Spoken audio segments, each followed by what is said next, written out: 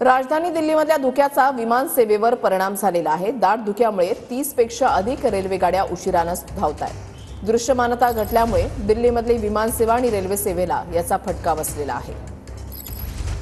आज सलग दुसऱ्या दिवशी उत्तर भारतामध्ये पुन्हा एकदा धुक्याची चादर पांघरलेली आहे आणि याचा मोठा परिणाम जो आहे तो विमान वाहतूक आणि रेल्वे वाहतुकीवर झालेला आहे।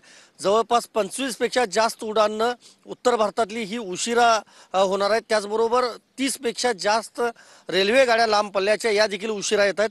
मी सध्या हे विजय चौकामध्ये अर्थातच नव्या संसदे जवळच्या चौकामध्ये आपण जर पाहिलं तर हा समोर कर्तव्य पथ आहे, मात्र अगदी 50 ते 75 मीटरच्या पलीकडची फिजिबिलिटी काही आपल्याला दृश्यमानता या ठिकाणी दिसत नाही। इथून खरं तर इंडिया गेट कायम दिसत असतो ज्यावेळेला वातावरण स्वच्छ असतं त्यावेळेला। आणि डाव्या बाजूला आपण पाहिलं तर नव्या संसदेची इमारत या ठिकाणी आहे, त्याचबरोबर जुन्या संसदेची देखील आहे। मात्र दोन्ही इमारती अगदी धुसर आपल्याला दिसत आहेत आणि उत्तर भारतातल्या सगळ्याच राज्यांमध्ये पुढच्या 72 तासांपर्यंत दाट धुकं राहील असा अंदाज व्यक्त केलाय। व्हिडिओ जर्नलिस्ट राकेश कुमारसह मी संदीप राजगोळकर, TV9 मराठी, नवी दिल्ली।